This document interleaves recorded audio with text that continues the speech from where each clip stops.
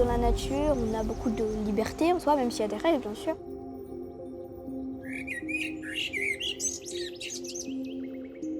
Ce que je ressens, c'est de la joie.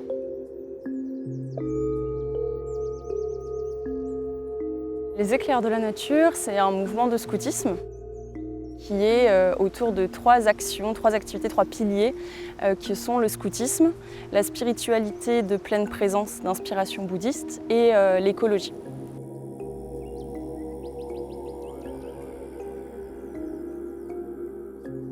Je dirais que du coup ça passe par les temps temps spirituels, qui sont des moments d'environ une demi-heure tous les matins. Donc c'est un moment calme où on se met en cercle et c'est une forme de méditation guidée par les chefs, les animateurs. Et par contre, ce qu'on ne fait pas, et c'est pour ça qu'on est d'inspiration bouddhiste et non pas juste bouddhiste, c'est de parler des dogmes, comme par exemple Bouddha ou l'histoire de Bouddha. Nous, on essaie quand même d'être un mouvement laïque, donc n'importe qui est bienvenu avec toutes ses croyances et ses religions. Donc nous, on apprend juste aux jeunes d'être dans le moment présent, d'accepter ses émotions et de aussi les retranscrire aussi peut-être par la parole. Et de vivre au mieux à l'intérieur d'eux-mêmes, avec les autres et dans la nature.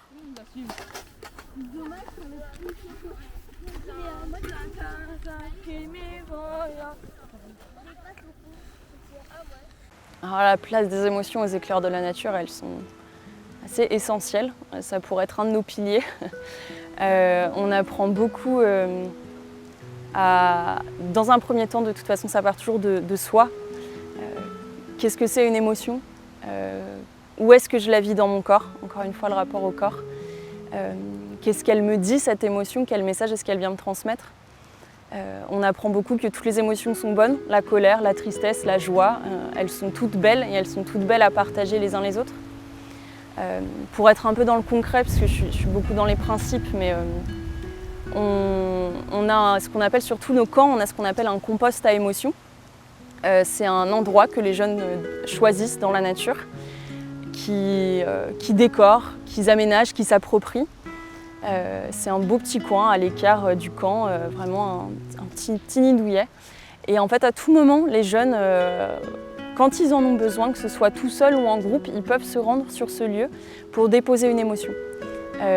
Dire bah là en fait je me sens triste, mes parents me manquent, je viens de me disputer, je suis en colère, le chef m'a saoulée, et ben je viens là, je viens pour pleurer, crier, dire que je suis trop contente et je suis tellement excitée que je viens déposer cette émotion parce qu'elle me dépasse un peu et les jeunes s'en saisissent incroyablement. C'est toujours un endroit qui est sollicité sur le camp.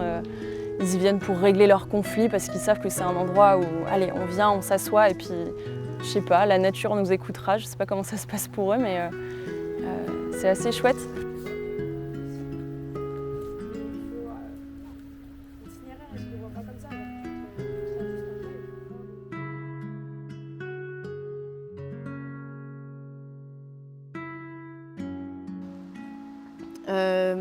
Chez les EDLN, le langage, la communication, c'est quelque chose aussi de très important. Tout ce qui est bienveillance, communication non violente, c'est quelque chose qu'on essaie vraiment de redonner aux jeunes pour qu'en fait, la vie en communauté, parce que j'en ai pas beaucoup parlé, mais en fait, vivre en communauté, c'est quelque chose qu'on a peu de chances de vivre en fait si on n'est pas au scout. Il peut y avoir les religions, d'ailleurs les églises ou les choses comme ça, on peut se retrouver en communauté, mais en tout cas, quand on vit à plusieurs, on peut se rendre compte qu'il y a des gens qui sont très différents de nous, qui ne réagissent pas de la même manière. Et je pense que pour réussir à communiquer et se comprendre, nous, on est persuadés qu'il faut donner des clés, et des clés de bienveillance et de communication non violente qui font que tout va bien se passer et que malgré qu'on ne se comprenne pas, on peut se dire bon, on n'est pas d'accord, mais restons quand même cordiales. Et on utilise un certain nombre de mots qui participent à ce qu'on appelle le cadre symbolique. On ne parle pas des jeunes ou des enfants ou des ados, on parle des colibris, des voyageurs, des voyageuses, des vaillants, vaillantes, pionniers, pionnières, compagnons.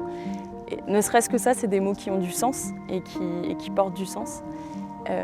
Et on parle d'une tribu, on parle d'une caravane, d'une cordée. Il y a tout un imaginaire qui est utilisé dans nos mots et qui sert à construire un imaginaire collectif et à transmettre des valeurs. C'est exactement le cas aussi de notre foulard, notre chemise, notre tenue.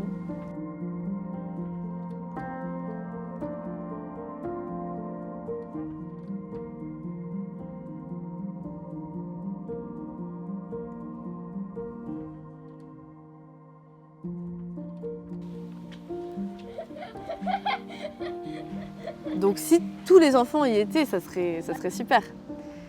Ça serait, je pense, un monde plus bienveillant, plus relié à la nature. Et c'est déjà bien. Je pense qu'avec ça, on peut aller loin, je pense.